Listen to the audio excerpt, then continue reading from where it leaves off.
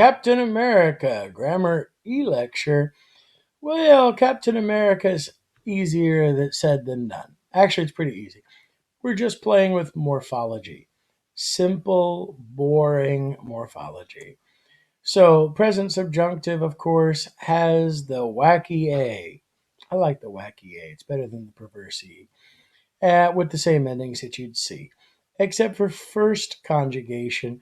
Those are the Robin Foo FUEs.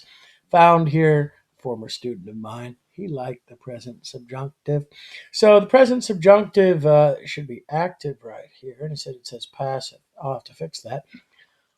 Then, of course, we have the passive, which is rather straightforward. The R, ris, ter, mer, mini, plus the Robin Foo E and the wacky A. There they are, piece of cake. So therefore, the present subjunctive passive of laudo, passive. So therefore, it's ER. Present subjunctive active of capit, present subjunctive wacky A. There it is right here. This is the imperfect, pluperfect, and the perverse E of the future. Let's talk about the imperfect subjunctive. The imperfect subjunctive is real easy. It's the present stem, present infinitive, plus the person endings m, s, t, mus, tuts, unt.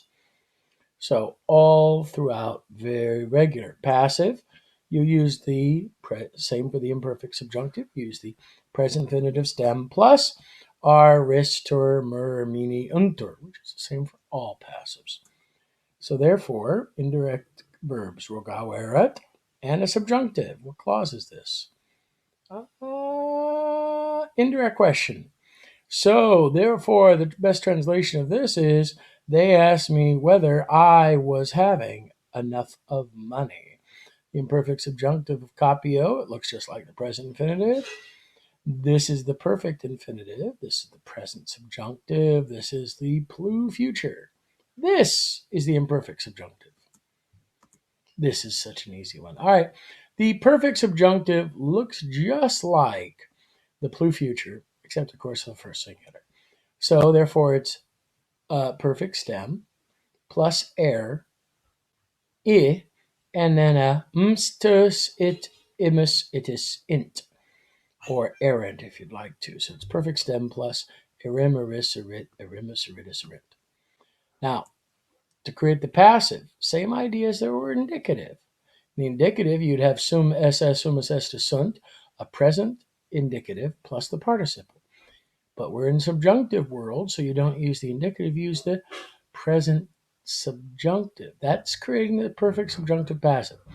Would be praised. Remember, subjunctives will function like indicatives and relative adverb clauses like cum and dum, and in indirect question clauses. So the perfect subjunctive of capis is active. That's caperis. That's the imperfect subjunctive. The wacky A of the present subjunctive. That's a pluperfect subjunctive. There it is. Perfect stem plus eris.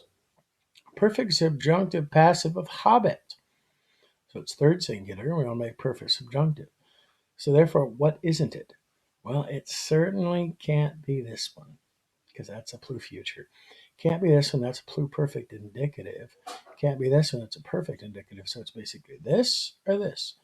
Perfect subjunctive, if this were est, that would be an indicative, and that's just the way it is, versus this right here, which is the pluperfect subjunctive. All right, moving on. Let's play with the pluperfect. Pluperfect's the easiest. It's perfect stem, perfect infinitive stem, laudisse, and then the endings ms, et, mus, tus, unt. Piece of cake. Same way for creating the passive. It's a periphrastic. Participle plus a form of sum in the past, and since it's subjunctive, that's where your mood is found in the subjunctive. So therefore, the pluperfect subjunctive active of audimus, this would be the perfect subjunctive. This would be the imperfect subjunctive. This is the perverse E of the future. And this right here is the pluperfect subjunctive. Perfect infinitive plus mus. Pluperfect subjunctive passive. So you have the participle. It's got to be subjunctive, so it can't be one, can't be two, Can't be 5. You're only stuck with 3 or 4. 3 would be perfect subjunctive. No, that wouldn't be it. Pluperfect subjunctive right here. So it's perfective, past, passive, subjunctive. All right, that's all. Oh, yeah. One little thing. Present imperative passive. If you want to tell someone to be a man, well, that's not possible. But if you want to say someone to be praised or be sent, then you use the present imperative passive, which is a very rare form because you often use the subjunctive. Just works as well. Notice why it's rare. It looks just like the present infinitive. You can't tell the difference. And as for the second plural, can't tell the difference from the indicative. Passive. So therefore, you really can't tell, only context. This one right here is a nice one, sequere. Well, it looks like the present infinitive, Reverend Greg. It does, but sequere, isn't that a deponent verb form from Black Panther? Yes, it is. Therefore, that would never be an infinitive. It must be an imperative. Follow Italy by the winds. And you also know it's imperative because they give you one right here. Same way for this one. Pity, miserere. So therefore, it looks like the present infinitive, but it's a deponent verb form. Those can't be passive. Those can't have present active forms. So therefore, it's clearly the present imperative passive. Those are some rare ones. You have to be aware of them. They don't occur too much, but as you can see on the NLE, only with deponent verb forms. Captain America, not as exciting of a TPS grammar as I'd hope. It's all about the forms. And if you don't know the forms, though, Black Panther becomes useless, and everything we have to deal with the subjunctive deal is useless. So memorize those, get those well, and review the lecture if needed. And until that time, hasta luego, hasta la vista, baby.